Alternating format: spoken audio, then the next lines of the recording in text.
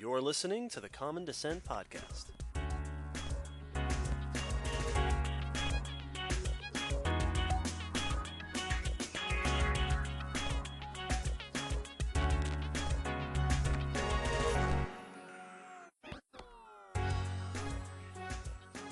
Hello, David. Hello, Will. And hello, listeners. Hi, listeners. Welcome back for episode 29 of the Common Descent Podcast.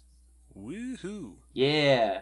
So here today we have a exciting topic. I'm really looking forward to this one because, as David mentioned when we were deciding on what topics we were going to do next, I have unwittingly, and I think it's just due to working at the aquarium, have become the aquatic guy. Yes. Which I'm okay with because that's cool stuff. So today's episode is actually a requested topic by one of our listeners on Twitter, MadWho, asked us to... Who's Mad? MadWho. Asked us to do a episode on specifically Dunkleosteus, the giant armored fish, but we decided to expand it into a Placoderms episode featuring prominently Dunkleosteus. So instead of doing an episode about one crazy armored fish, we're going to do an episode about all the crazy armored fish. Absolutely. So these are those classic and very popular, and we'll get into it when we talk about it, but they show up in video games and all over the place because they're crazy. These were the ancient armored fish that were actually extremely important to our own group's evolutionary history. Yeah. If you've ever seen, listeners, if you don't know Dunkleosteus off the top of your head, if you've ever seen the fossil image of the fish whose face looks like a angry suit can of opener. armor, like a can opener, yeah, with the big spiky fangs in the front, it's several pieces of plating, and it's big. It was great white shark big. Mm-hmm. And so we will be discussing them, but as is our tradition, or as is our typical plan, we have news to go over first. So every episode we always hit on some recent news articles to discuss and keep us all up to date with the times.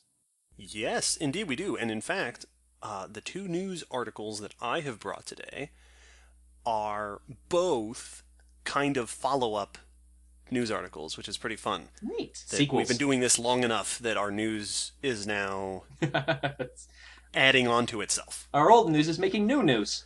Yes, exactly. So my first news is strongly related to episode 5 of the Common Descent Podcast, which was about the end Cretaceous mass extinction, the extinction event that ended the age of the dinosaurs. If you want to hear a whole lot about that and what possibly caused it, go check out episode 5 if you have not already. But the short version, of course, is that there was a big ol' asteroid impact, and there was a whole lot of volcanic activity over in India, and people have tried for a very long time to figure out, how much did both of those contribute to the extinction event. And we mentioned very briefly toward the end of that episode that some people have suggested that there may have been a link between the asteroid impact and the volcanic activity. Yeah. That it's, and you'll hear this a lot when people like cartoonish imaginings of this extinction. You'll often see people sort of easily mention, the asteroid hit and it set off volcanoes around the world, which isn't really substantiated. But this new piece of news does substantiate it a little. So it is known, right? The big question going into this is a bit of research by Joseph Burns and Leif Karlstrom in Science Advances. And their question going in was, did this impact have an effect on volcanic activity around the world? And we know today that earthquakes, right, seismic activity can affect other processes. Yeah. Earthquakes can set off geysers. Earthquakes can change the flow of streams. it is rare, but it does happen that earthquakes can be related to volcanic eruption. Mm-hmm. That it can reshuffle something in the volcanic tubes and change the eruption pattern. These are rare, and I don't think that they're very well understood. But there is evidence that people have pointed out that while the famous Deccan trap volcanism that was going on in India at the very end of the Cretaceous starts and ends way before and way after the asteroid impact. Mm-hmm. And so for a while people said, well, yeah, but it wasn't started by the asteroid impact, obviously, because it starts many, many thousands of years beforehand. But there is a major increase in volcanic activity in the Deccan traps at around the same time the asteroid hits. So some people have suggested, okay, maybe there's a link there. Mm-hmm. What this group of researchers found is evidence of volcanic activity at the time from the ocean floor. Oh. So the ocean floor is full of volcanoes. Mm-hmm. Mid-ocean ridges are places where new crust is formed, and the way that happens is lava's coming up from the thin parts of the oceanic crust, and it rises and it cools, and then as the ocean floor spreads outward, the new crust is carried off to both sides. Mm-hmm. So that the youngest crust of the ocean is in the very center, and then it gets older and older as you move off in either direction. Yeah. They scanned the sea floors across the oceans of the world looking for anomalies, looking for evidence through gravity readings of essentially thicker oceanic rock. Oh. The logic being that if you found thicker or thinner rock will tell you if you've got more or less new crust being formed by more or less volcanic activity down at those mid-ocean ridges. And what they found is there are a handful, maybe more than a handful, there's an abundance of thick crust anomalies, right? Unusually thick crust areas centered around 66 million years old in the Pacific and the Indian Oceans. That's cool. Which suggests that there was an extra amount of erupting volcanism at these mid-ocean ridges at roughly the time, and it's hard to date precisely, you can't date to the day, so it's roughly the same time as the asteroid impact is dated to. Mm-hmm. And they explored some other possibilities, because, it could be, they said, mantle plume activity can change and cause this. You could have changes to plate motion for a number of reasons. Changes in sea level can affect how much volcanic activity you have, because it changes the amount of pressure. Yeah, which is really interesting. On the area, yeah. You're taking the lid off. Yes, exactly. Well, it's pressure release melt you can get. That's a very quick and dirty explanation of something that is much more complicated. It's like putting too much air in a balloon. Yes. But they suggest that with the available evidence, those other explanations don't quite fit as well as the possibility of seismic activity inducing this extra volcanism. And the fact that the Deccan traps also show a big burst at that time, they suggest lends some support to this idea that there may have actually been a connection between the asteroid impact and worldwide volcanic activity. That's really cool. Yeah. I like it for a couple reasons. One, it's neat that there's support for that, or some potential support for, because just on a surface, that's a cool concept. We want that to be true. Yes, that's but also that's a cool way to find it. I love those moments, especially in geological history survey, is that you have to look for the evidence of something, like not just the direct evidence, but like secondary and tertiary evidence. We're looking for thick rock. Why? Because lots of lava would make more rock. Oh, okay, that makes sense. That's really neat. It is. Now, as is always the case, there's more study that's going to come. It's possible that they're reading it wrong. It's possible that there's other explanations, right? There's always a number of points along this line of reasoning that we could be making a misstep. Absolutely. And that's why in episode 5, I added it as a little footnote because because it's such a catchy idea. Yes, exactly. It's the kind of thing, if you mention it, people remember it, and then they want it to be true, and so it sticks. And so I want to make sure we're adding caveats. But one thing that I should mention that I wrote down here, if this is correct, and if they're reading this correct, their estimate. So if you remember from episode 5, we talked about the Deccan Traps are an example of large igneous province volcanism, which is periods and places of just unholy amounts of volcanic eruption. Yeah. Their estimate is that along these mid-ocean ridges at this time, there was a roughly equivalent amount being erupted in comparison to things like the Deccan Traps. Man, and the implications of what that would have on the oceans themselves is also huge. So there, once again, to the surprise of nobody, there might be more to this story. Yeah, it was a bad time. It was a bad time. It was a bad day. It was a bad day. I don't want to go there. Very no good, rotten, bad day. Tyrannosaurus Rex and the terrible, horrible, no good, very bad day. So, on a much less devastating news note, I have a news source about a little lizard who liked to go for a run. Or the little lizard that could. The little lizard that could. The lizard that could specifically run, yes. Yes. This is a news report. The research is published in Scientific Reports by Lee et al.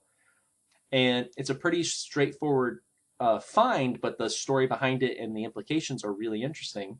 This is about a trackway just over 100 million years old, about 110, and found in South Korea, August 2004, and we'll get into why it's from so far back. But it is a slab of mud, once mud, that preserved footprints of a lizard that show the lizard running on its back feet. Cool. Yeah, it's this little trackway, and there's 29 footprints in total of the lizard. 25 of them are back feet, and it's showing. And this is not a crazy thing. Like lizards today do this all the time. There's more than 50 species a day that can run on their back legs. Right. So this is lots of little lizards use this as a way to get away from stuff. The famous one, the basilisk or Jesus Christ lizard, is the one that can actually do it over water for short distances because of their big feet and their fast steps. Yup. So this is not a crazy concept, but we didn't know they could do it this far back. Yeah. We've mentioned footprints before, are really cool because they can show behavior. And there's no real way to confirm that lizards were running on their back legs without seeing something like this. Beforehand, they had to just look at the lengths of legs and anatomy things that are evidence that maybe it could, but not that it did. Yeah, that's a big distinction. The difference of what something could do versus what it actually did do. This is a really cool find for that reason. Now, as we mentioned, footprints get their own species name since we can't definitely put it to a fossil lizard for sure. Yes, an ichnospecies. Ichnospecies. It's a cool name for the species type. This is Soripes hadongenesis. Oh, that's a pretty cool name. Yeah, and it's the lizard foot of Hadong, which is the county in South Korea it was found in. Ooh. Yeah. There's a couple of neat things here. It's a small lizard that said it was about 2.5 centimeters between steps, so it's not taking. This is a little lizard. The disparity between the numbers of footprints total and the back feet is suggesting that it started on all fours. They have a few of the front feet, and then as it built up speed, transitioned to the back legs, which is what they do today. Yeah, you'll see like the frilled lizards in Australia are very famous for this. Mm-hmm. They'll go like 1, 2, and then bop, bop, bop, bop onto the back legs.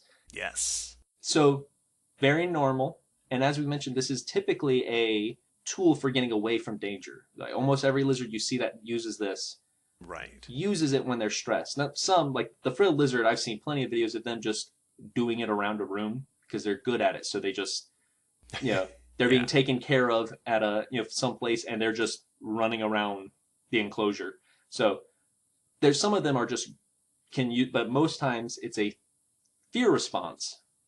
And this might actually be corroborated by the other tracks that were found on this mud slab. And these tracks are why it took them over a decade to research the lizard footprints.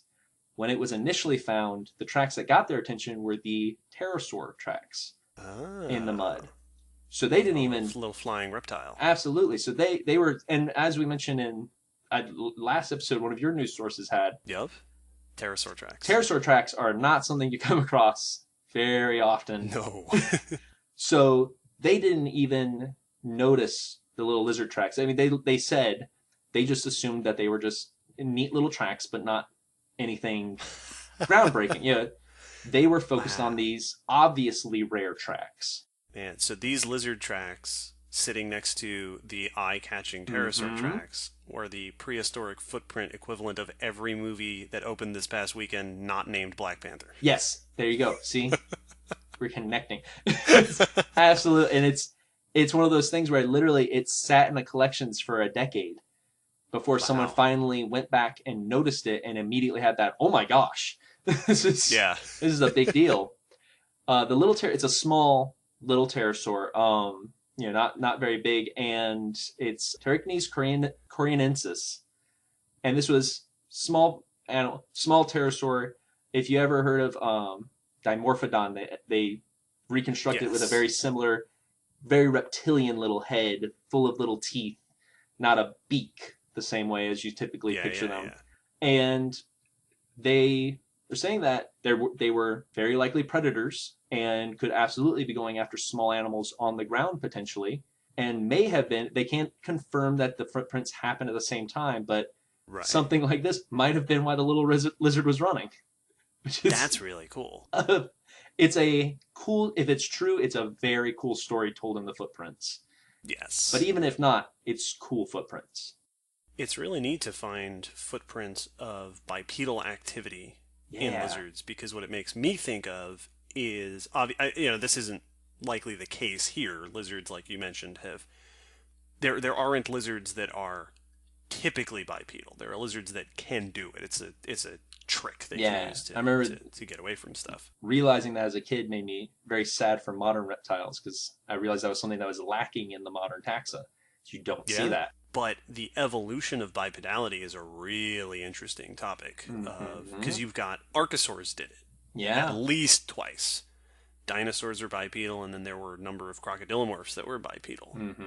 So, and then pterosaurs are bipedal too. So, a number of times archosaurs and archosauriforms evolved bipedality. So seeing it this early in lizards is really interesting, because obviously this is way later than the origins of those groups, but it's easy to see how bipedality could have been widespread even if it wasn't common, even if it wasn't the habit of a lot of creatures. So neat little running lizard. So my second bit of news takes us back to the Gray Fossil Site. Our favorite place. So we did a whole episode about the Gray Fossil Site, back episode 14, and we reported from the prep lab at the Gray Fossil Site in episode 13 with our friend and site preparator, Shawn. This bit of news comes from the Gray Fossil Site in the form of a new species of turtle. Cool. Which is very exciting, because anytime there's a new thing that comes out of the Gray Fossil Site, it's always weird and strange, because it's a weird, strange site. Yeah. This new turtle was published by my buddy Steve. Hey, I know him. Jasinski in the journal Peer J. Steve is the person with whom I published the new species of snake that came out of the Gray Fossil Site, which I mentioned in another earlier episode of this podcast during the news. This is a turtle in the genus Trachemes, so red-eared sliders are the most famous Trachemes species today, because they're in the southeast of the U.S., and you'll see them. They have the red splotch on the ears, Yep. and they've typically got green stripes down the sides of their faces. But they're really famous for having also now established populations everywhere. Yeah, other places we can make invasive species too. Yeah, the Northeast US, the Western US, Europe, Australia, China. They're everywhere. Yep. They are semi-aquatic turtles. The Gray Fossil Site was a pond ecosystem, and so it doesn't, not surprising that they're there. This turtle is by far the most common vertebrate fossil at the site. There Oh are yeah. tons of turtle fossils there. This one, honestly, what makes it unique are a lot of esoteric characters of the bones and features in the shell and things like that, which are not particularly interesting to talk about in the podcast episode. Yeah. A lot of esoteric features. It's just different enough to Yes. not be the same as what we recognize. But what's interesting about it is that it is not only a new species, it is one of the best known turtle species in the world. There are a good few dozen specimens of this turtle, and between them, and I talked to Steve about it, and Steve said his guess is that this is probably altogether that we now know this species from 98 to 99% of its skeleton. Wow. And that's shell and neck and head and limbs. Wow. We have an extremely good idea of it, which, according to him, and this is a turtle of the group, the family Emididae, which includes a lot of semi-aquatic turtles, that makes this turtle possibly the best osteologically known, so that in terms of how much the skeleton has been studied, the best known emidid turtle, living or extinct. Oh, wow. Jeez. Which is a pretty high praise.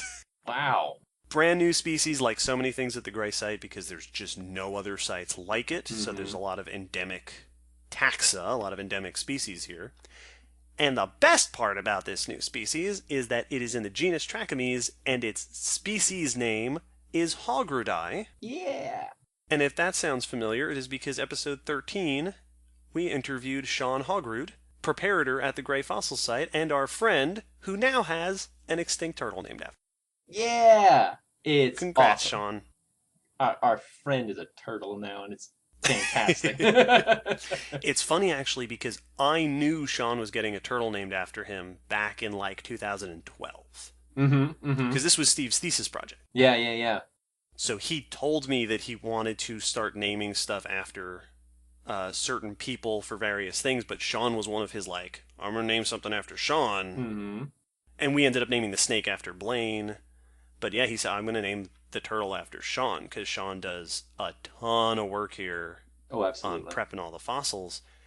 I don't know how long Shawn has known, but I've known for 5 years that he was eventually going to have something named after him. And I love that emphasis as well, because that was something I would tell people at the museum all the time, where it's the whole thing of when you hear about a new species, that was probably found 5 years ago. Yes. And it's just, you are now hearing about it because it's been dug up, cleaned off, put back together, studied enough, and then peer-reviewed, and then published. And now you can hear about it in the news.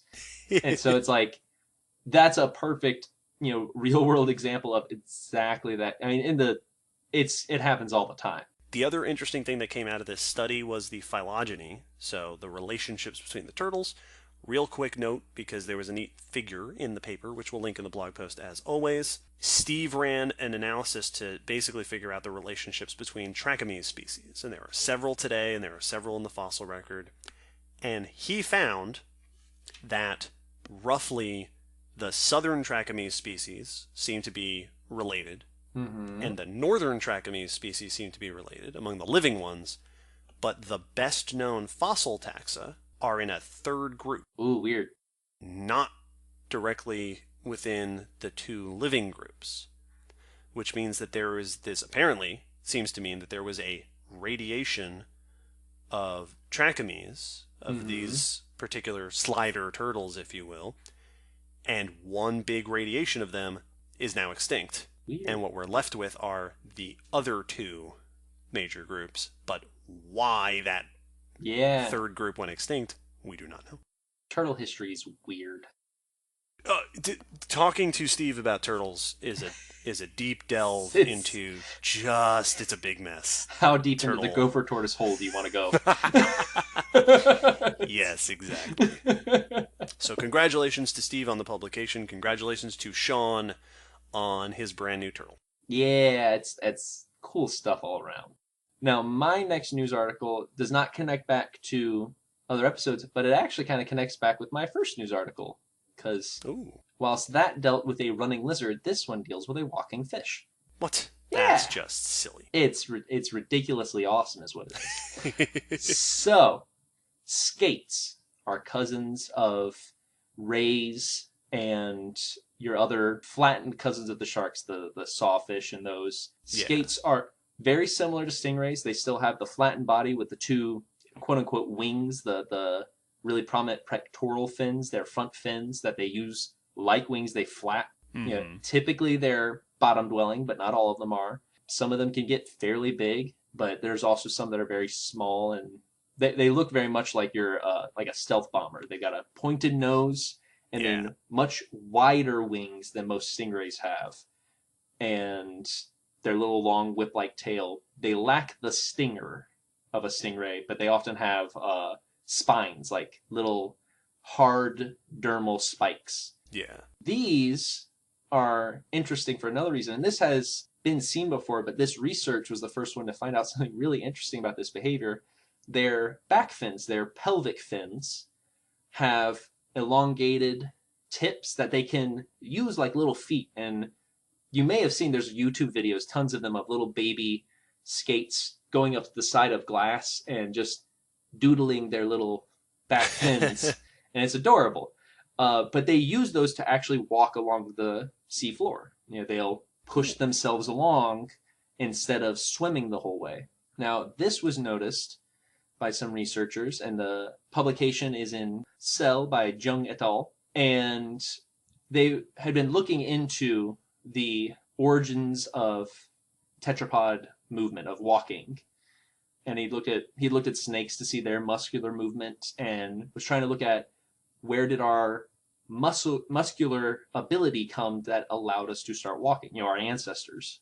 Right, right. Typically, it was a thought that as the early tetrapods, the fish that first came onto land, began to transition to land, is when they began to transition to walking. That, you know, the nervous system started to emphasize those walking muscles, and it began to develop, you know, they began to develop over time and start being able to make a walking motion. Right. Part of the reason for this thought was that, or the you know, the issue between transitioning from a fish to a walking animal is that fish mainly move by wiggling their spine back and forth, by going a lateral movement and pushing themselves forward, while a walking tetrapod uses its limbs to move and mostly holds the spine still. Yes, and that's different musculature you're using, Completely different different movements of the skeleton, yeah. Fish uses the muscles along its body to basically pull itself like a big long cable back and forth, while we are using pectoral and our pelvic muscles and a whole bunch of other things to walk. Now you get, you know, wiggling with lizards and stuff, but they're still mostly just using those limbs and the different muscle sets. But skates swim without moving the spine because they're using their wings. And even when they're fully swimming, they're flapping. So they're using their pectoral fins. They're not wiggling their body back and forth. And they do have that walking motion of the fins. So after getting some skate eggs, because luckily they develop in eggs and not live birth like their cousins the stingrays, so it made it, not that the study would have been possible, but this definitely was a cool thing they were able to do. They looked at the development of skate babies in their movement inside the egg, because baby fish will swim around their egg pretty actively sometimes, like tadpoles do it as well. Yeah. And when they first start moving, they undulate their body like a fish. They're wiggling their whole body around the egg, and they're showing that typical fish movement. As they start to develop more, they starts to just see the tail do that movement. Just the tail is wiggling, so like an alligator. They're not moving the torso, but they're wiggling that tail, and then they start flapping their fins. while in the egg. And then when they come out is when they start showing the hind foot back and forth walking. So it's still got that back and forth motion of the swimming, but it's just on those fins. Interesting. So they actually develop into the skate form of movement, which is cool. They show fish movement, but then they grow out of it, basically. And taking a closer look, he looked at the neurons that control these movements and found, this is where it gets really interesting, it's using the exact same pathways that tetrapods do. Yeah. That four-limbed animals do, which means that whilst we originally thought that these neuron pathways formed as we transitioned to land, we find that they were actually already there because skates are a very ancient group going back over 400 million years.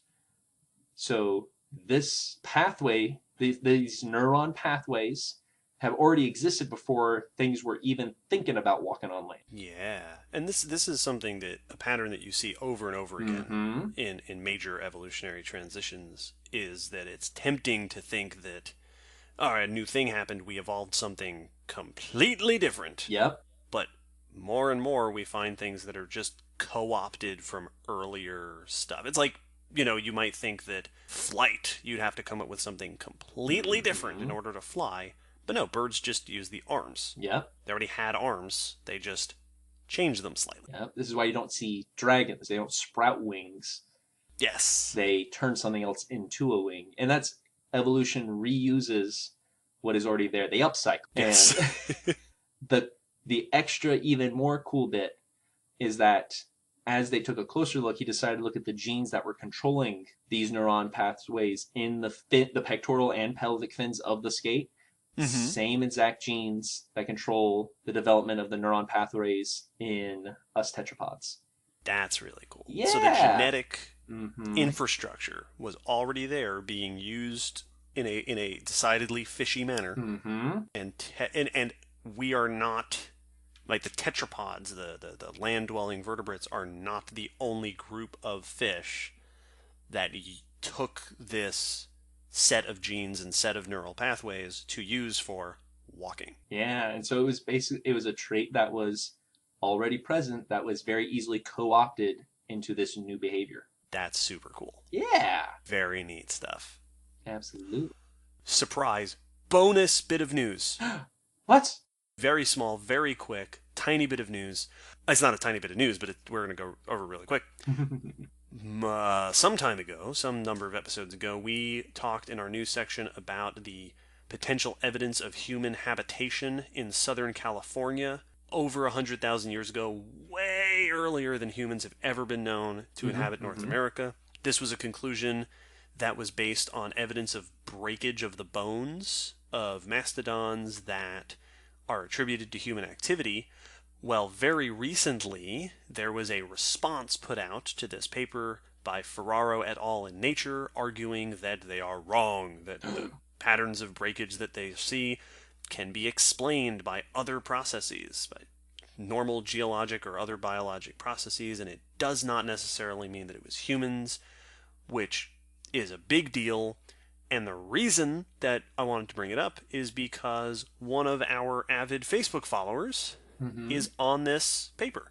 Yeah.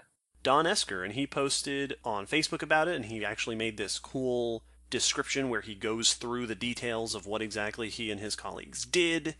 So we will put that up on the blog post. You should check it out. It is an interesting comment on that original study. And, of course, the people who did the original study responded to this response and basically said, nope, we're sticking to it because we think our evidence is strong, so there's lots more discussion going on as we speak. And this, people, is what scientific discussion actually looks like. Yeah, back and forth. When the news talks about a scientific debate, it's usually not heated, and this is usually, it's someone going, actually, I think we could, you pointed out these things, I think it could be explained this way, and the other person going, well, no. We're pretty sure. We tried to take that into consideration by doing that, and other people eventually joining in, and other discoveries being made. So this is cool. Science in action. Yes, so lots of, all this news will be up on the blog post, as usual. And with that, On to fish. I guess more fish. We had 25% extra news there. We did. It was ridiculous. How about that? Don't expect that just every day. We're going to go over budget. Yeah, man, the overhead. Other business words. It's writers, people. They're going to be upset at us over at the business factory. They make all the business. Yeah. So today, we are here to talk about placoderms. And this is a very cool group. Now, to give you the quick introduction to what a placoderm is, these are ancient armored fish. Mm-hmm. These are going back to some of the earliest fish and right before the age of fish, in fact. Placoderms are a group that typically have armor covering their head and thorax, basically what we would call the abdomen, or not the abdomen, but the chest area.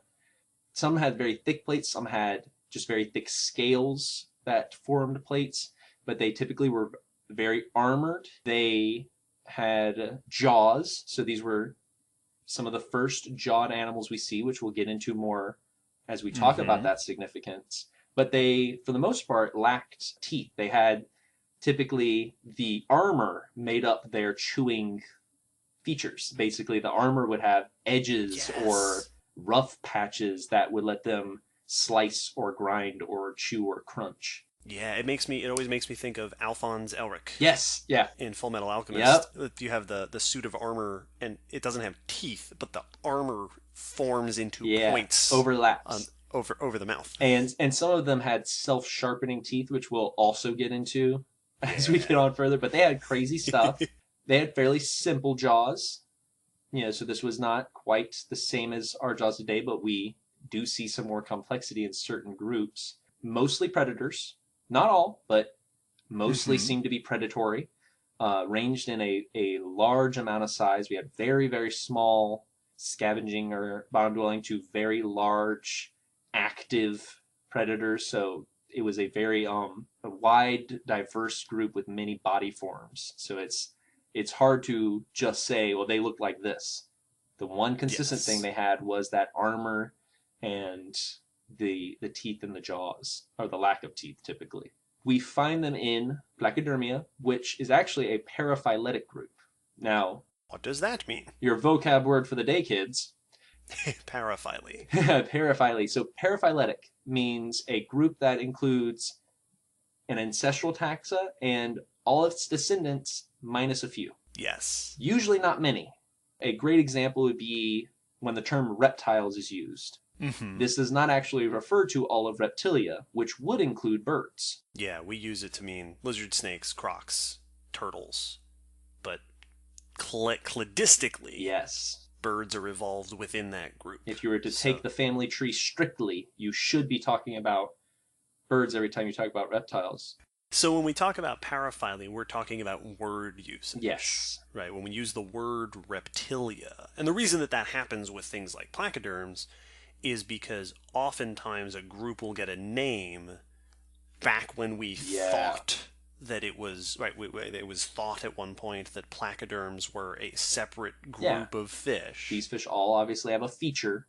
Yes, this was one group of fish, and then as we kept studying them, we realized, this is several groups of fish, and one of the groups of these fish are all the other fish that already have group names. Yes, and that's the birds. That's what happened there was we had reptiles, and then as we studied dinosaurs more and more and more, we went, birds are actually dinosaurs. Huh. Yes, so they fit within reptiles, but it would be weird now if we started... Yep, if zoos now required people to put their birds in the reptile house. Yes, exactly. It's a thing where this still refers to the feature that described this group way back when, but now we have to acknowledge that technically it would include others that don't really apply to this description or don't apply to the discussion. So yes, which is what makes this group so interesting to try to cram into an episode. That it is actually several groups. Yes, many groups, and the main groups that it is excluding are the important ones that really stand out is the bony and cartilaginous fish, the osteichthyes and the chondrichthyes, Yes.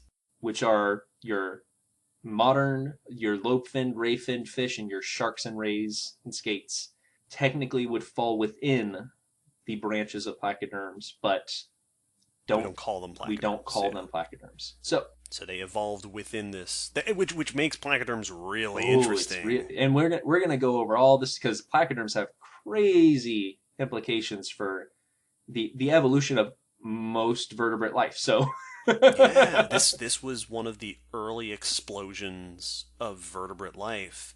That explosion also included all pretty much all the other vertebrate life that we know today. This happened quite a while ago, as you would expect.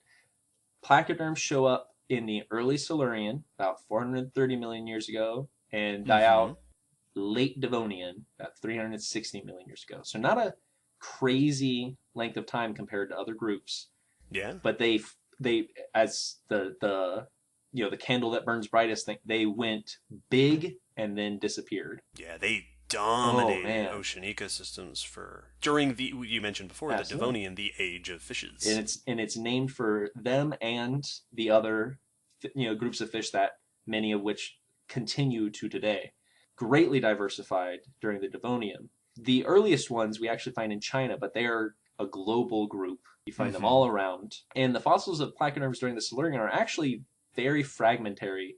Not just in the record, but in the fossils. They're actually usually fragments of the arm. Interesting. Well, because the armor's it's plates. Yeah, it's not contiguous. It's not one big shell. Yeah, so they preserve really well in a lot of cases, but they don't necessarily stay together when the squishy fish is dissolving away underneath it. And that's what it sounds like. Yep, yeah, we've recorded. We had a fish, right? Decomposition. It's a Foley artist. We'll add that in post. Yes. Anyways, the Silurian fossils they're not extremely well documented because most times you don't have the full fossils. So many of them are recognizable as placoderms, but not actually able to be placed within a specific group within Placodermia, which happens a number of times with placoderms, where it's like we can tell it's a placoderm for sure. It's weird enough, or we don't have enough to really tell you who it's with. So it just kind of is like placoderm, family, and then genus, which species. Group of placoderms does it belong to? Yeah. So there's a number of times this happens with them, and once again, this is very old fossils, and that's not uncommon with old things that the resolution gets worse. And especially when you're in the early evolution of a group, yes, when the different groups within it have not necessarily differentiated quite as strongly. Now, some people would point out that this fragmentary might not be due to a rarity of the animals during that time, but might be due to preservation bias. They may have been living in areas that were not preserving them well. And when they diversified in the Devonian, they started filling all sorts of ecosystems and environments and were able to fossilize much more regularly. And the reason they suggest this is because we see such a sudden surge in their diversity that it would make sense that they were already well established, if just not in the right places. And so so they finally started moving to places where they were being preserved. And that there was already a foundation for them to diversify from. Cool. Yeah. The extinction at the end of Devonian is very sudden, and the cause is not really well decided or known. Yeah, that's one of the big five. Yeah, the absolutely. Devonian extinction. There was some major extinction events here. One of them that they sometimes point to is the Hagenberg event, which was a anoxic event where the anoxic levels rose in the environment in the seas. And this is which is to say that oxygen levels dropped. Yep.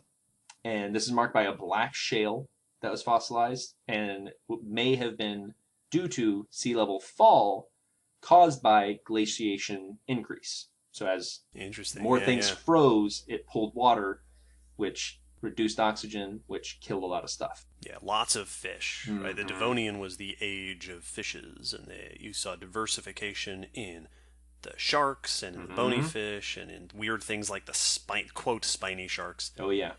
And tetrapods show up at that time. Yes. First fish to move up onto land like Yeah. Tiktaalik.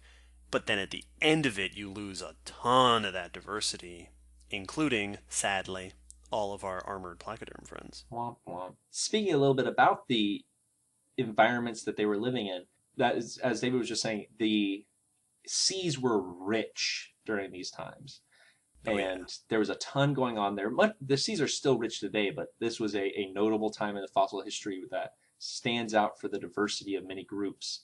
Fishes that we recognize today, the cartilaginous fish, the rayfin, the lobe-finned, which would give rise to tetrapods and stuff. Jawless fish were also, of course, around with the placoderms, so they had plenty of neighbors and competition. In the Silurian, it was fairly warm time, and we see sea levels rise and then fall a little bit, but warm, shallow seas covered much of the planet at that time and were very widespread, which is great for diversification. Oh, yeah. Sun being able to penetrate the water allows for lots of plant growth, which allows for lots of life. Yeah. So that's very important. We see lots of recognizable things. The Eurypterids, which are the group that includes the sea scorpions. Sea scorpions. These were big during that time. Trilobites were big. Things like cryonoids and bryozoa. Lots of mollusks around during this time. But one of the things I found interesting is reefs were not quite big yet. Reefs were pretty sparse during the Silurian. So it wasn't, you wouldn't have quite recognized the ocean the same way. Cryonoids and bryozoa were probably going to be much more common than coral reefs that we're so used to seeing the tropical oceans today. And the corals you had back then were not today's groups of corals. No.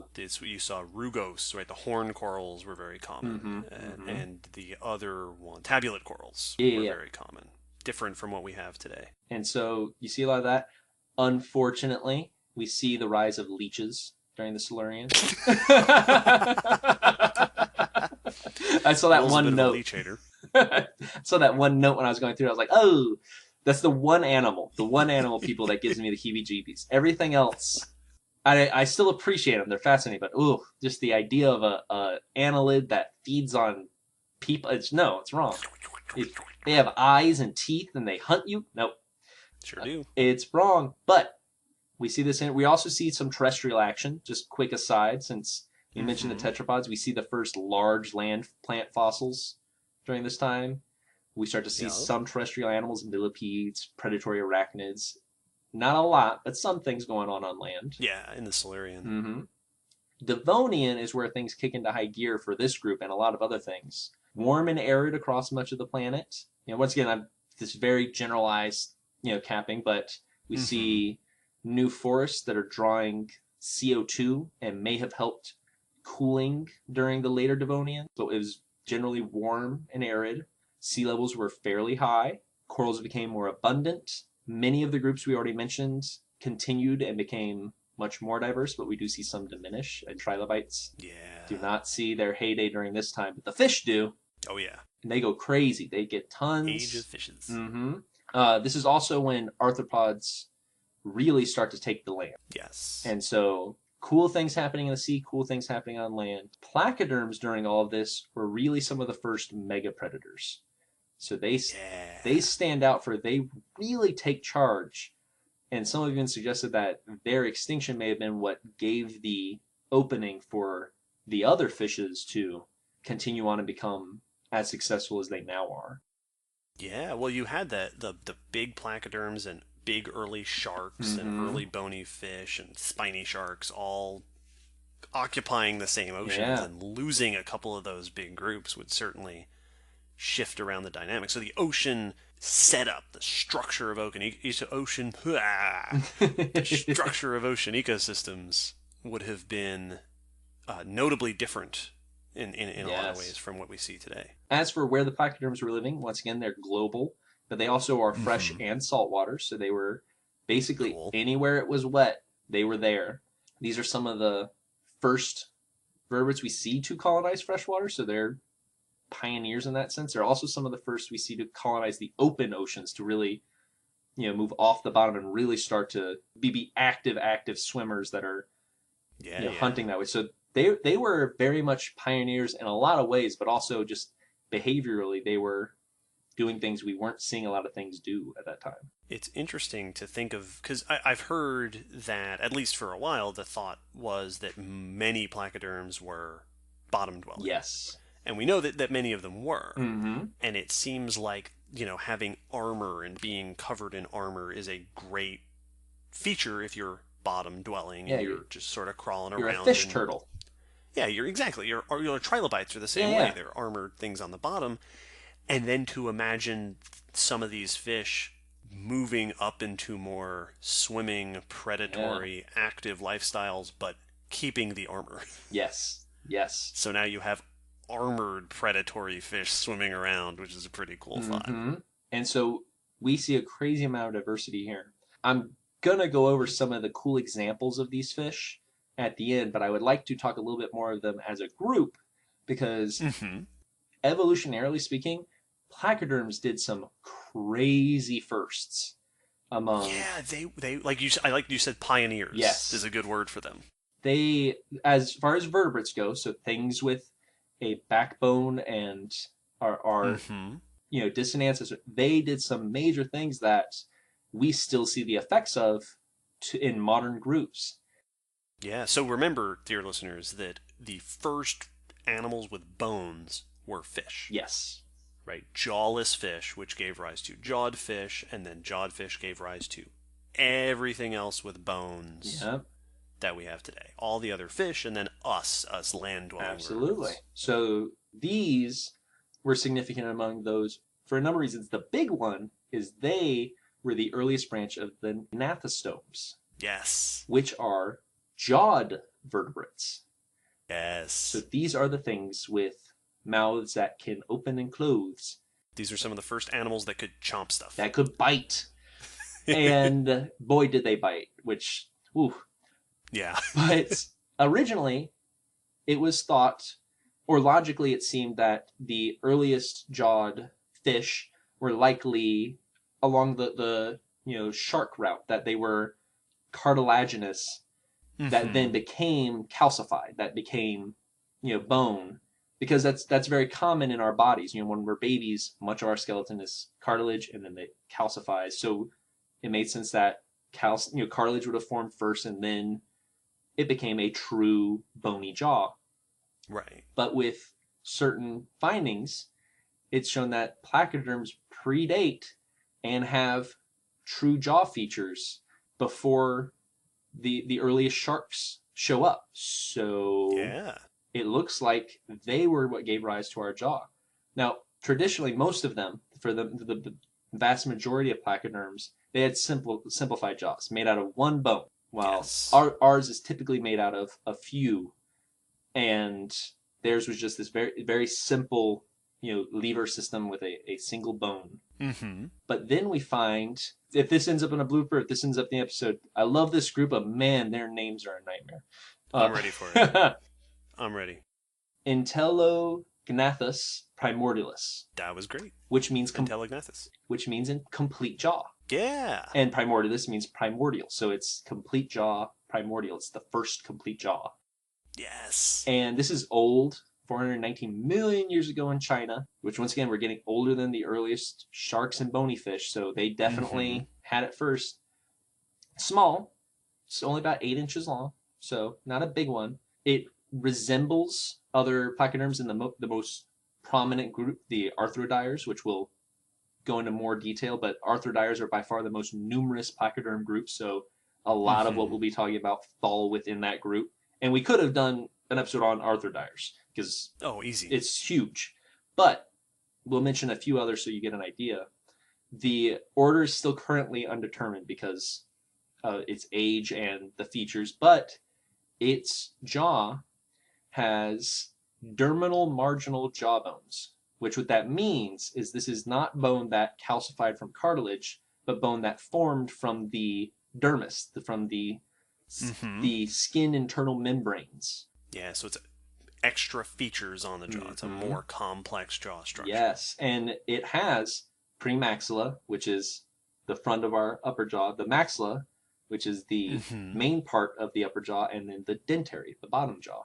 The bottom jaws. Yeah. So it had the main bones of the tetrapod jaw. So we're seeing the early blueprint in action of the jaw structure that almost everything with jaws inherited. Exactly. So they were the first one that gave us the mouths we use today, and it upset the idea that, sharks, which we typically attribute with being the famous jawed animals. Yes, ancient jaws. This upsets that idea. And so there's a number of times this happens with placoderms where the classic idea was, well, this group is the most likely to be where this feature arose, and the placoderms come along and go, hello. Nope. They're like the Simpsons of fish. Yes. Placoderms did it. Now, one of the other things they did on the note of the jaws, I mentioned that most of them lack teeth. Most of them.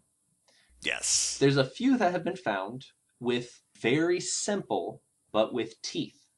Early signs of, more complex teeth to come. Yeah. And so most placoderms have the armor that they use for their chewing, but some of these have been found with teeth not in the bone, but on the bone. So these were teeth that were just kind of growing on the surface of the bone. No root, no real complex structures. And a lot of them, it shows, probably, for some of them, wore off as they got older. So we're not lifelong. Very early, the tooth alpha test. Yeah, because since they didn't have the roots, it doesn't seem like they had a system for replacing it when they wore through it or broke it off, like sharks do with their poorly rooted teeth. But they have the backups. Yeah. The main ones that show this, there's two that show different evidences. The more primitive version is Romandina stellina, Stellina. Stellina. Romandina stellina is an old 400 million year old. This is a group of placoderms we're not going to go into. It's the Encanthothoryxa. Very chimera-like.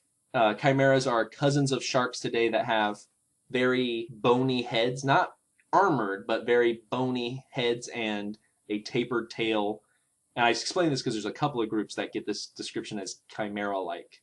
And they have prominent pectoral fins that they flap like a little butterfly and push themselves through. They don't use their tail much. They're also called ratfish. Ghost sharks. Ghost sharks.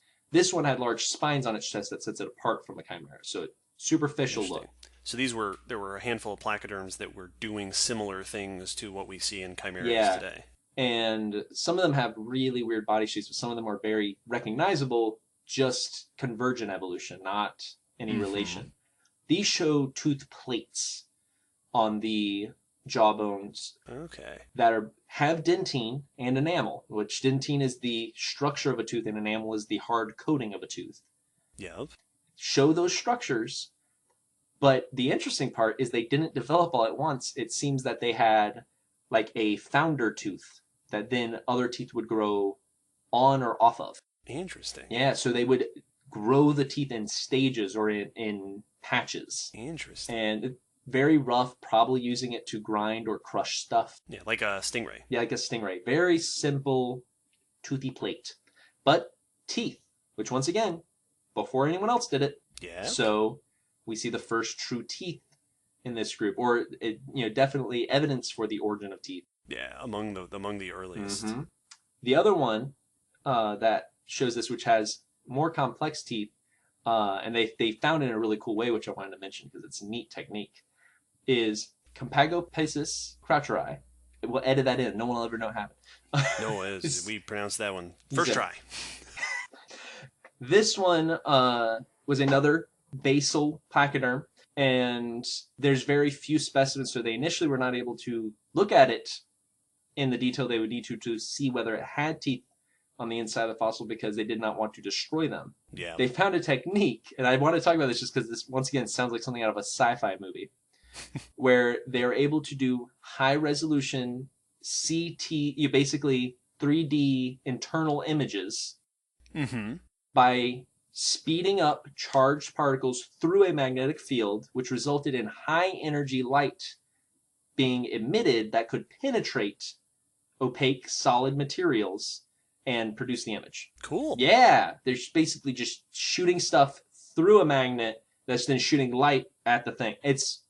I just loved it. It's synchrotron topography. Yeah, that's now super common. Yes, it's a really synchrotron studies. Basic high detailed, effectively CT scanning. Same concept is what it yields. The teeth had dentine, and they also had a pulp cavity, which is what produces dentine. Mm-hmm. So fairly complex structures, and it grew on the surface of the jawbone, no roots, like I mentioned, and these are the ones that really seem to not have had ability to replace, so they were probably either only present in juveniles or, like some animals today, once they wore off, may have determined the end of the animal's life, or maybe they were just a tool for the young to help them process food, but like an egg tooth for a bird to crack their egg, once they're an adult, they no longer need it.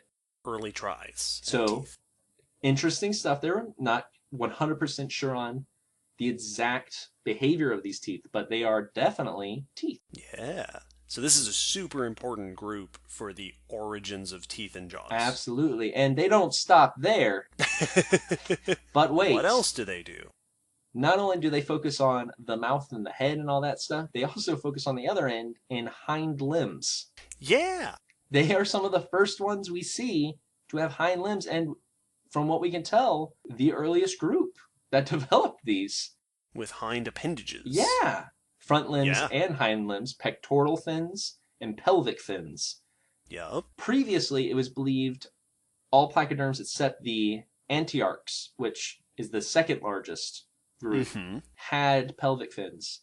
And it was, the antiarchs are also mostly found to be the most primitive group. Interesting. So they assumed that lack of pelvic fins were ancestral, and then they developed pelvic fins, which... Right, that the earliest ones had just the front fins and a tail. And then just a long tail. Which, so they were like a sea lion. Yes, yeah. They finally... Yes. Actually, sea lions don't... It's not the tail, it's the back feet. Yeah. Okay. It's you can, like a dolphin. Like a mermaid. Like a dolphin. Yeah. But a group reanalyzed one specimen, and I'm not even going to try to say this one. It's got more syllables than the other two combined. But it was one fossil. Antiarch number 319. Yes. But it is, these, we'll put them up in the blog post with pictures and the names, and you guys can all send us your recordings of pronouncing them. This is a fossil specimen that was very well preserved and actually had a preserved posterior, the back part of the body, which in placoderms does not always preserve because it's soft and the head is the armored part. So you usually get the armor, you don't always get the body.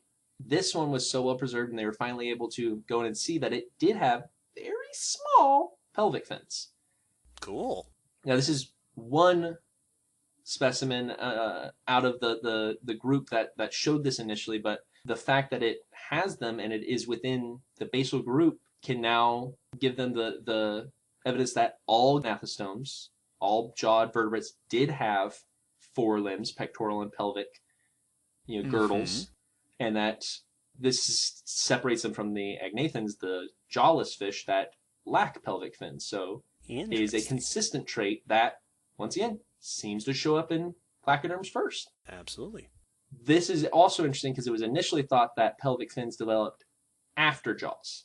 And now they can't say that for sure. It looks like they may have developed much more close together and can't be sure that jaws came first. So, once again, interesting. Upsetting the norms of society back then. No, placoderms, that's all they do. They are the rebels.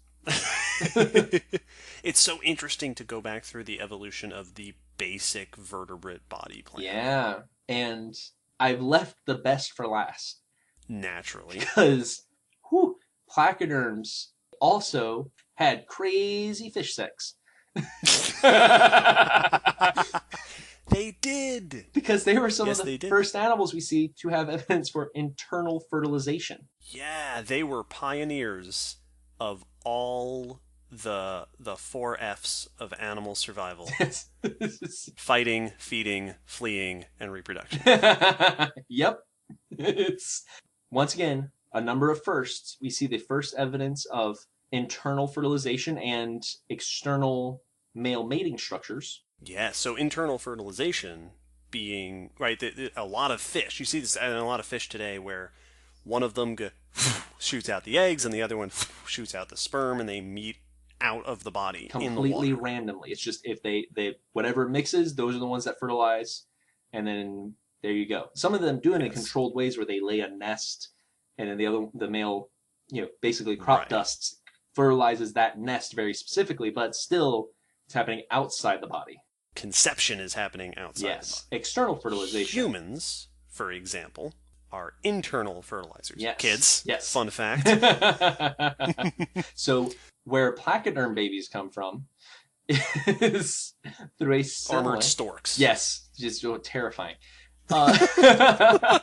They had... So claspers, for anyone who is not familiar with shark anatomy, are the mating structures on males. They have specialized features that are part of the back pelvic fins that are not genitals, but a transport structure for the sperm, for the fertilization. So basically it allows them to enter the female and lock in during reproduction. Yeah, like an arm. Yeah. Like a little, like a little, like imagining like the space arm. Yes, yeah. That just moves supplies Yep. from place to Yep. place. out in space. Basically. It's just a little appendage that transfers the sperm. Because it's not even a true tube, it's just a folded that makes a hollow section in the middle. So it's got it's rolled over. Yeah.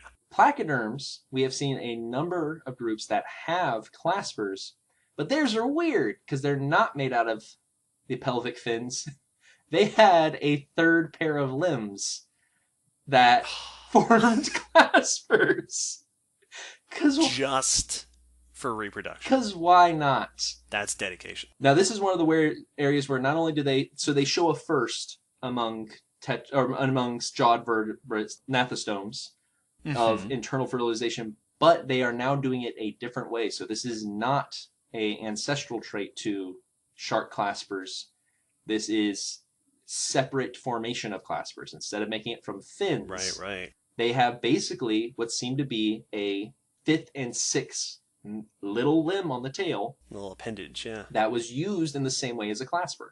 And this sets them apart because it breaks the four-limb body plan, but Indeed. But these, you keep calling these limbs, and I think that typically when we refer to limbs, we're talking about, arms and legs, yes, bony structures. And these were very similar to them, and they point out that the genes that control this number is something that can be mutated and is probably what gave rise to these. So they're not fully formed limbs, but they are more similar to a limb than they are to a fin. Interesting. They're like the panda's thumb. Yeah, exactly.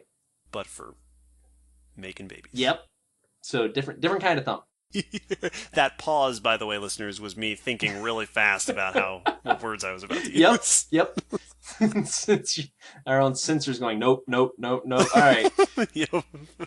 They also talk about the fact that the claspers could rotate forward, which may have meant that placoderms effectively had what we would call today missionary position, where it's front facing to front facing, belly to belly. Oh, interesting. Because of the way their claspers seem to be structured. This is also unique because it's one of the first signs of sexual dimorphism, where very cool male and female have different external features that you can see. This also leads us to the even cooler discovery about them that this has a hand in, is that placoderms are the first evidence of live birth. That one blows me away. Ooh, that's so cool. And the way it was found is even better. Do tell. So there have been a number of this finding of the claspers led us to wonder: were you laying eggs or were you giving live birth? Right. If you're fertilizing internally, then you're forming your eggs inside your body. Absolutely, and your fertilized eggs inside. Sharks, we see both. Some lay eggs, some give live birth. So it's definitely a question to be asked because both are possible now. There were specimens found that actually had preserved embryos in the body, and some were basically ready to be born.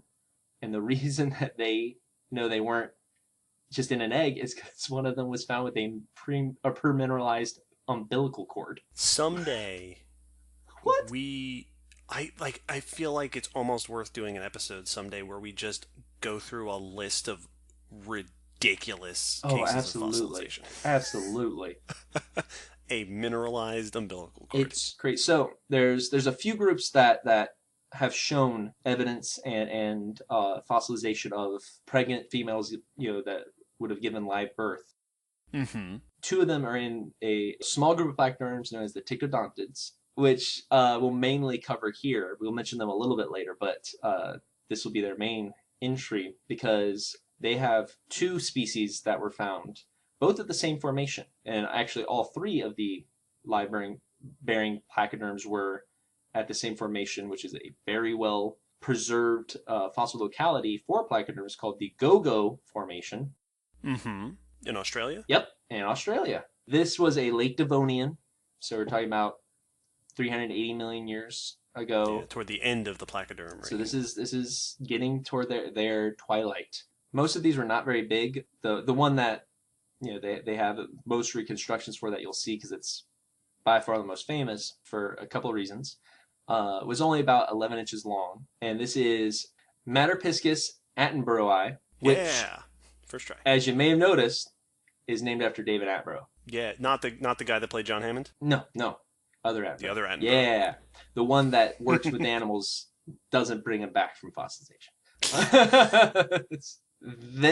It's known as the motherfish. That's what the name means.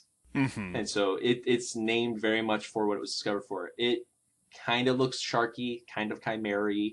It's got crushing tooth plates, not very big as I mentioned, but this has the preserved juvenile inside the abdomen, a fossilized umbilical cord, and evidence there's a little lump that's might be the remnants of a yolk sac that was found nearby. The reason that these are important is it means the mother was giving the young nutrition while in there. It was getting nutrition while growing. Yeah. This is, I hesitate to use the word advanced, Yeah. but a very familiar type of pregnancy. So it's recognizable to other live-bearing fish and animals. Yeah. And it's not the only one. There's another in this group that shows very similar, except it has 3 embryos, but same position as Materpiscus. The Arthrodires also have a member who shows this. One embryo was even shown to have very small claspers, so we know that, congratulations, it was a boy. Cool. Which is neat. That's cool. This one also... Buoyant baby boy. Yeah, and that one also has confirmed claspers. These other two groups, Austroctictodontus, or Tictotus, there we go. Austroctictotus is the other Tictodontid that showed live young at the site, and Cystoscutum was the Arthrodire that had live birth. One of the most fascinating placoderm fossil discoveries, while on the subject of reproduction and firsts, is that a pair of placoderms from 385 million years ago have the distinction of being the oldest fossils that show copulation. Yeah. Or rather that this group is the oldest, and the jawed-fish, which copulation shows up in the fossil record in action. So this was a pair of a couple of antiarch placoderms. Microbrachius is the genus name, which refers to the little limbs, because they are copulating side by side with their pectoral fins. It looks like they would hold onto each other with their front fins, like little linked together. And in at least this case, the male's clasper is inserted, and they fossilize that. That's fascinating. So the species is named after a fossil collector named Robert Dick. So this species is Microbrachius dicki. Aptly named. Pause for dramatic effect. Yep. So we actually, not only we have live birth, we have claspers, we have, they were fossilized in the act. Yeah, that's the odds of that. Fossilized in flagrante. Yes. Yep. In flagrante delicto. Yep. It's the odds of something like that is crazy. That's ridiculous. So briefly, because the variety of placoderms is ridiculous, but I wanted to go through some notable body plans at least, just to talk a little bit about how many different ways they can be shaped. And to start off, we'll talk about the antiarchs, which were the second most common. And often when you look up placoderms after Dunkleosteus, you'll see these. Yeah. They had very boxy little thoraxes and heads. They were very, kind of stoutly built, heavily armored. As David mentioned, they had these pectoral fins that were actually very long and armored and kind of hook-like. Yeah. And the early ones were very simple, very short, stubby ones, and they get long and even jointed as the later groups show up in this grouping of placoderms. They also have a weird anatomy of their face. They have a little hole on the top of their head that has their eyes and nostrils all in the same spot. And initially, when they found this, it's called the orbital fenestra. Mm-hmm. The man who named it, Edward Cope. Oh, I've heard of him. It's kind of a big deal. Thought it was the mouth. And that then interesting. The rectum was on the other side, and that's how it got its name. Antiarcha means opposite anus. I found a fish that's got its butt in the wrong place. Yep, the placoderms have turned us into giggling kids because there's so much crazy stuff with them. This podcast features adult language. Instead of that, the mouth is on the bottom, and where the rectum is as well. They're both on the bottom, which supports that this is very likely a bottom feeder. It's looking up. Its mouth is down. They think it may have actually been eating the mud, swallowing mud and then digesting stuff out of it. Oh, neat. And they have some neat ideas. We'll put up pictures of it, but they have one specimen that actually had its internal organs preserved through sediment. So we have a pretty good representation of what their internal anatomy looked like.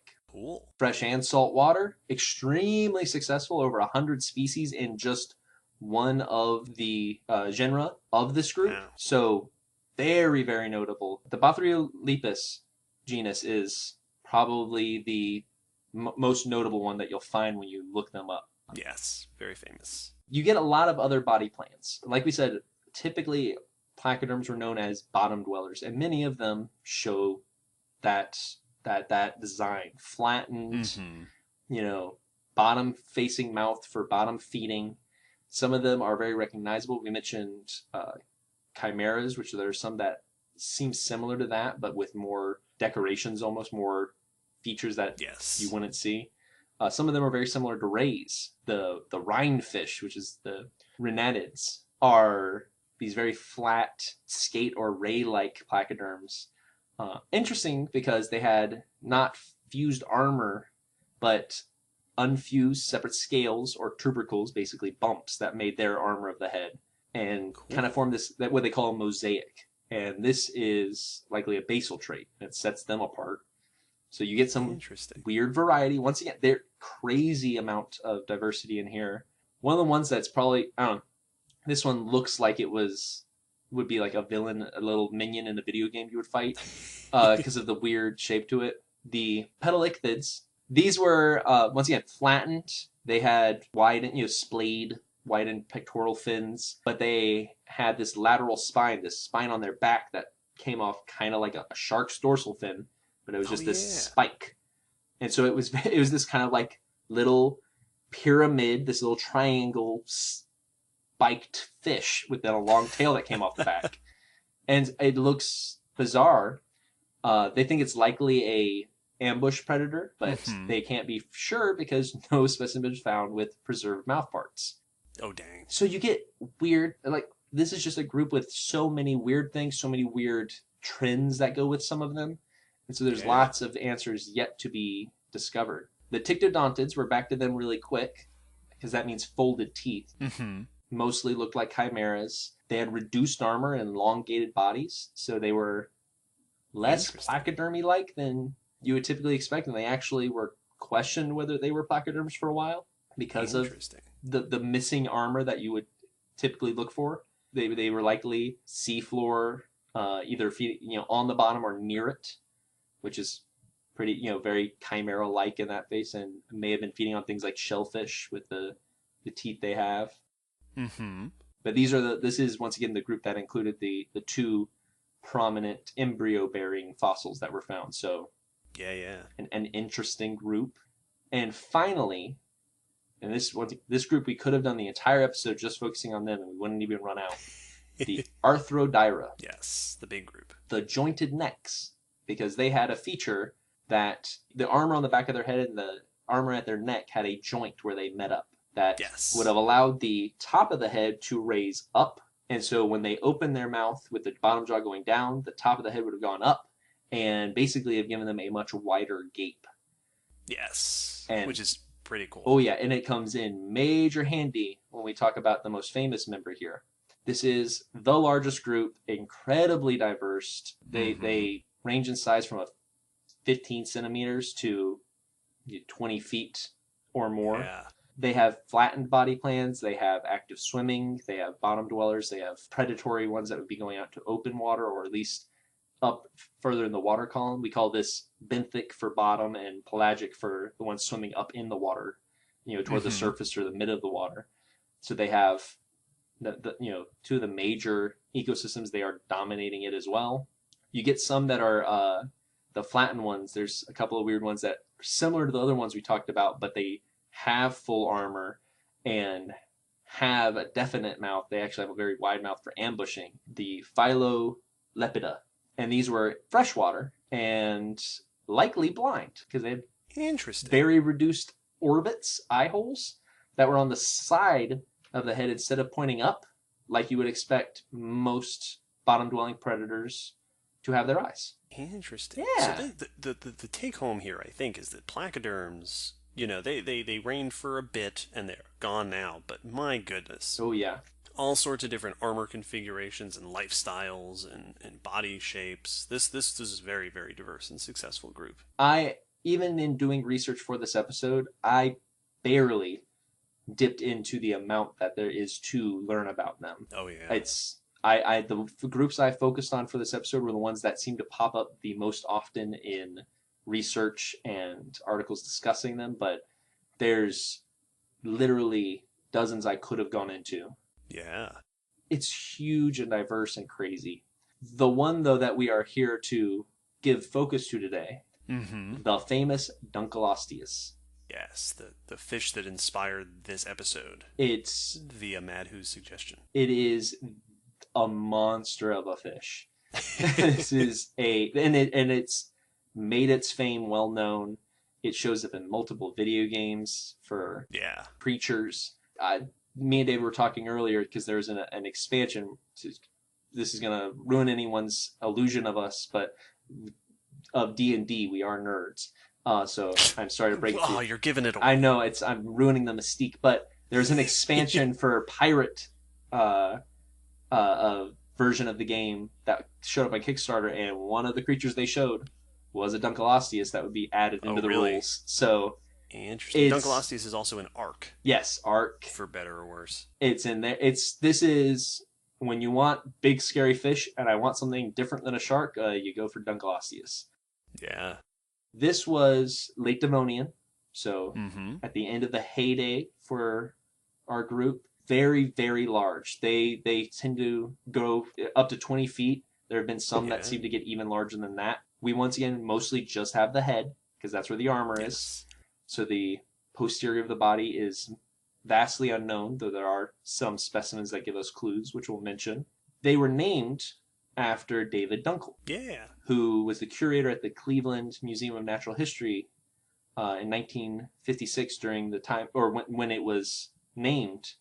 And the Cleveland Museum holds some of the best specimens of Dunkleosteus because the fossil site that they come from is right nearby. Yes, the Cleveland Shale is a very famous formation for these times. And indeed, Dunkleosteus is officially or unofficially the mascot of the Cleveland Museum. And when SVP was in Cleveland in 2008, Dunkleosteus was the mascot of the meeting. Because why wouldn't it be? So this is, and if you, for a picture, and again, pictures on the blog post, but what we were describing before of a fish whose head is covered in various plates of thick, bony armor, which comes down into fangs from the top and bottom in front of its mouth, it's that the size of a great white shark. Yep. They are extremely impressive. There are actually 10 species, and there are some that seems to be smaller.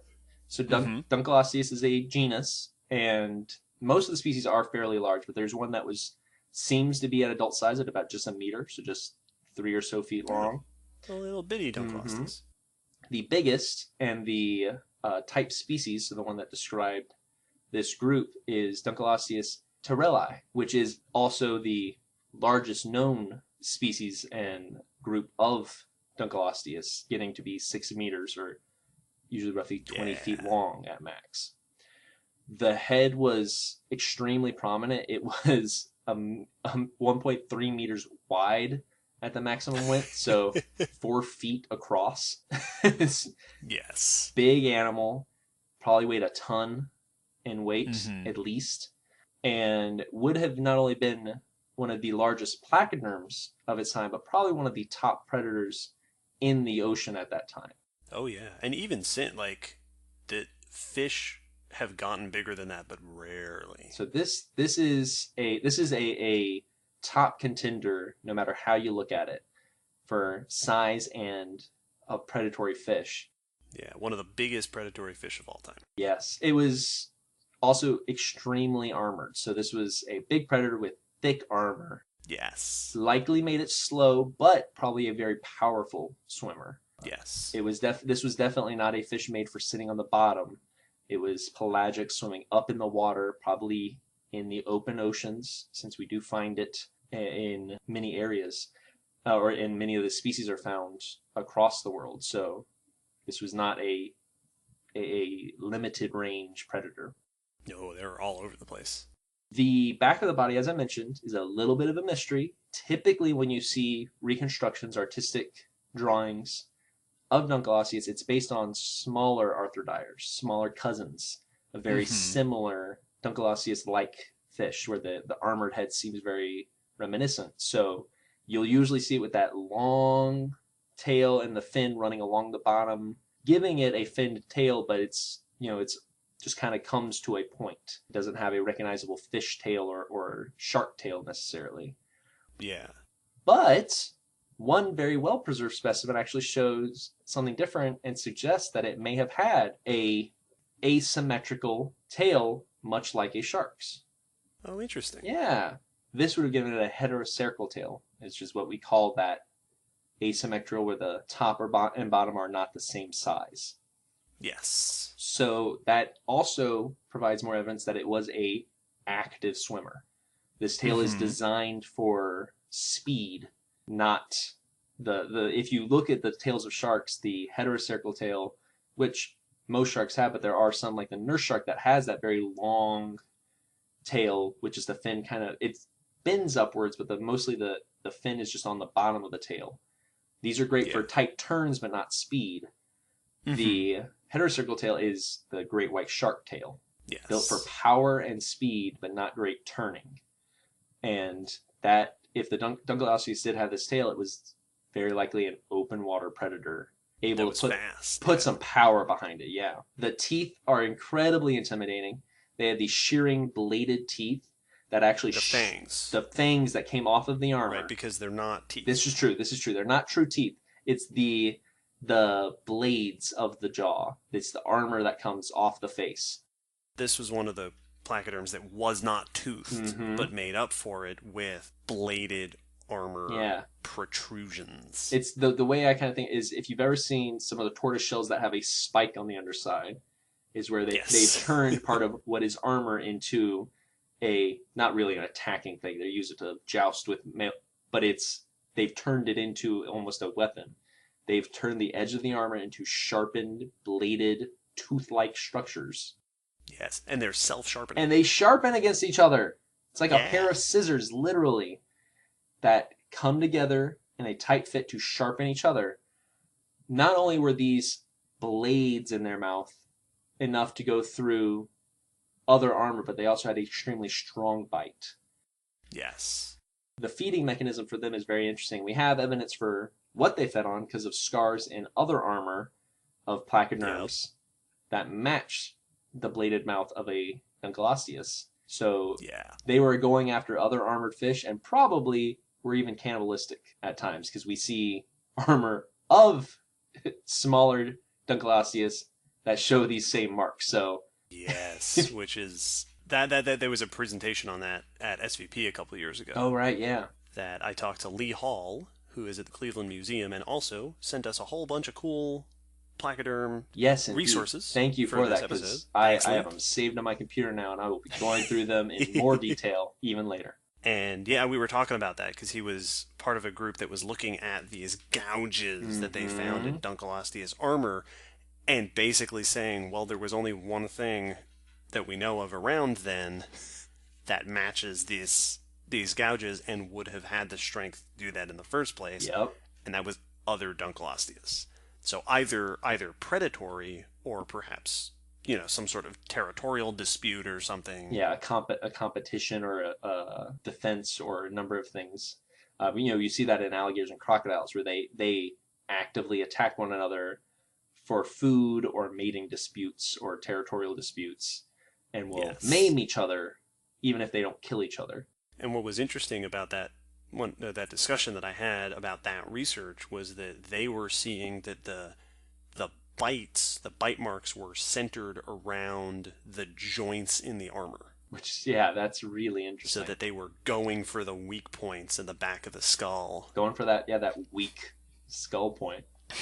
The feeding of Dunkleosteus is even more interesting than just having big, scary mouth. They had, as modeling, a computerized model reconstruction of the jaw shows that it very likely could open surprisingly fast. The reason this is interesting is among fish, we see this feature in many predators in a behavior called suction feeding, or what we call gape and suck, where they open their mouth very quickly, cause a vacuum that lets the water rush in and pulls in the prey that's nearby the face. Yeah. Probably the one that displays this really the clearest is like groupers, Goliath groupers, and fish like huge and largemouth bass, but huge mouths that they're able to just unfold and open, and it just creates this cavity, and literally they basically just hiccup the fish into their mouth. Yeah, they're not actually reaching out to catch it. The water rushes in and pulls the food in with it. Lots of turtles use this as well. Mm-hmm. And the turtles are a great comparison because they can suck it in, but then they still have the beak, because if they're not able to get the fish all the way in, on the close, they'll bite down on whatever it was they suck into them. Yeah, they're chomping.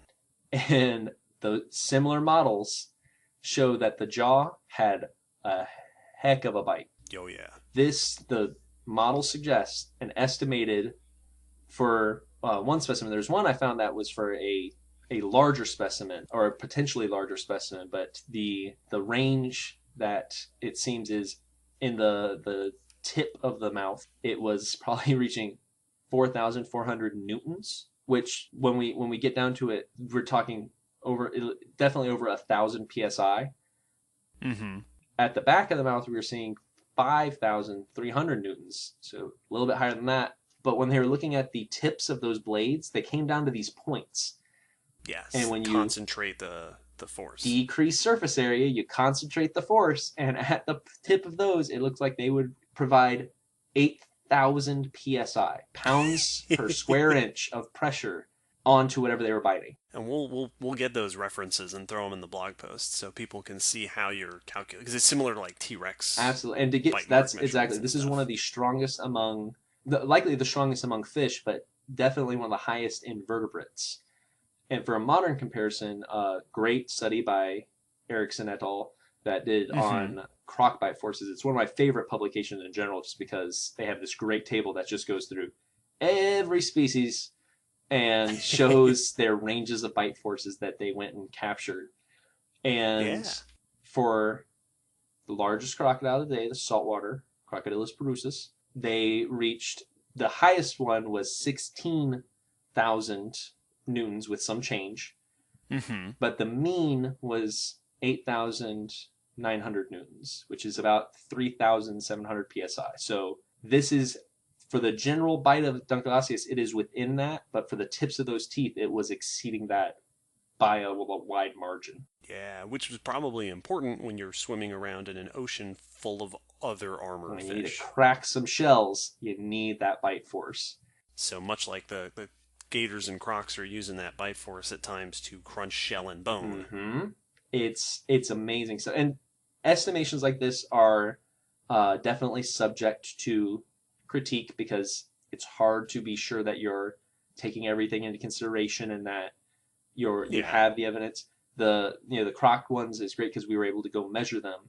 But there's a sighting for great whites having a extremely high bite force, but we've never been able to measure it accurately. So it's one of those we may find that it's different or we may find that it's reliable, and if that's reliable, that'd be good evidence for this as well, I think. And on top of that, the babies didn't shirk the bite force either because they show a very similar proportion to the jaws of adult, which interesting. Typically you see more, gracile, more slimmer features in a baby's jaw when it comes to vertebrates. But here they had robust jaws from birth, so they were likely already going out and biting and hunting and feeding when they were small. Yeah, I actually, at that same SVP, in that same realm of conversation when I was talking to Lee, I talked to Michael Ryan, among others, who were studying how the jaws of Dunkleosteus changed over the lifespan of the fish. Oh, that's cool.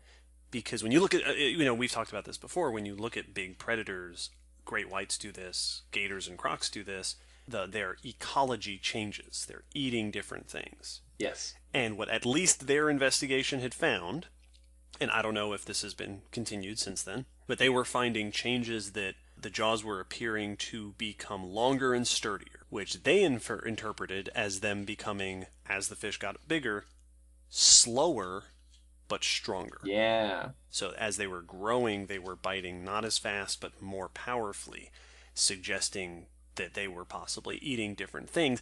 And it, once again, in an ocean full of big armored fish, a slow, powerful bite is probably going to be what you need to go for big armored fish. Yeah. And that's very similar to alligators and crocodiles, where when they're young, they're very snappy. For their size, they still have a decent bite, but it's nothing ridiculous. And they're going after smaller stuff. And as they get bigger, the bite force just skyrockets. And they start taking on slower or larger prey that they're able to go, take down with that big jaw. So yeah, cool animal from a cool group. Yes, Dunkleosteus. There's a little bit of insight into a famous...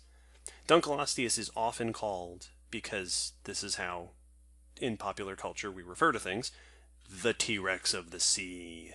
Never would have guessed.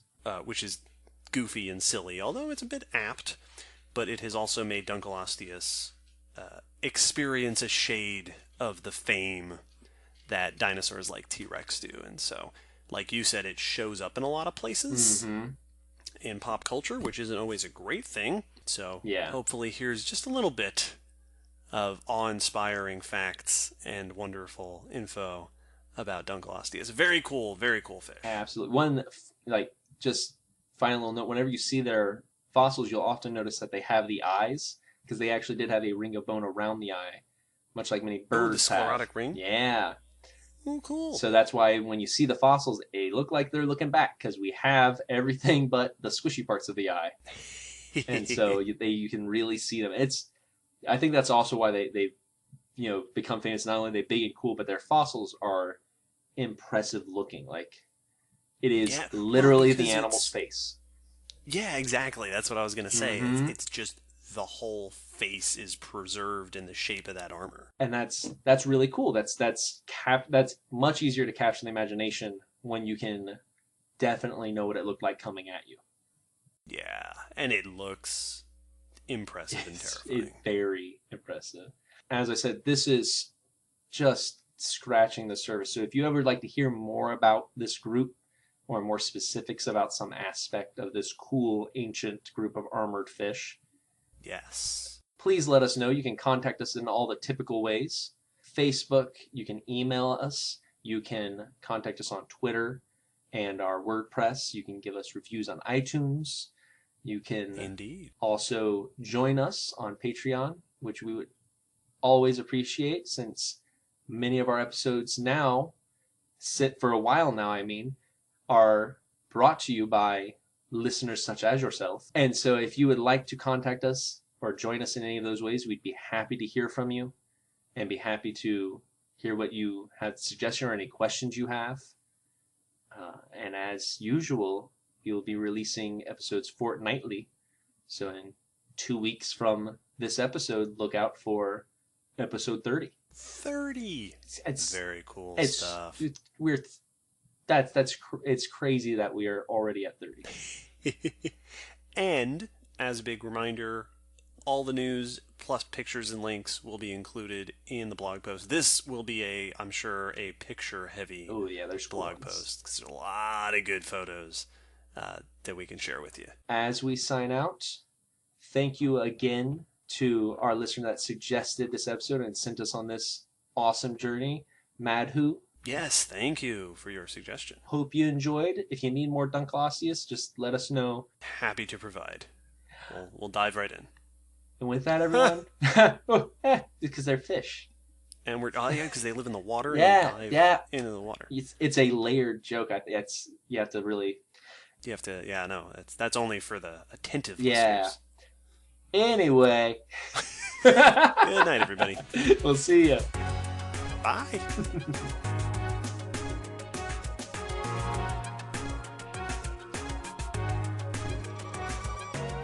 Thanks for listening to the Common Descent Podcast. For more from us, you can follow us on the Common Descent Podcast Twitter account, Facebook page, or on our WordPress blog, where we post additional cool stuff for each episode. The song you're hearing is called On the Origin of Species by Placoderms. You can find this and other video game remix music at ocremix.org. Thanks again for listening. We hope to see you next time.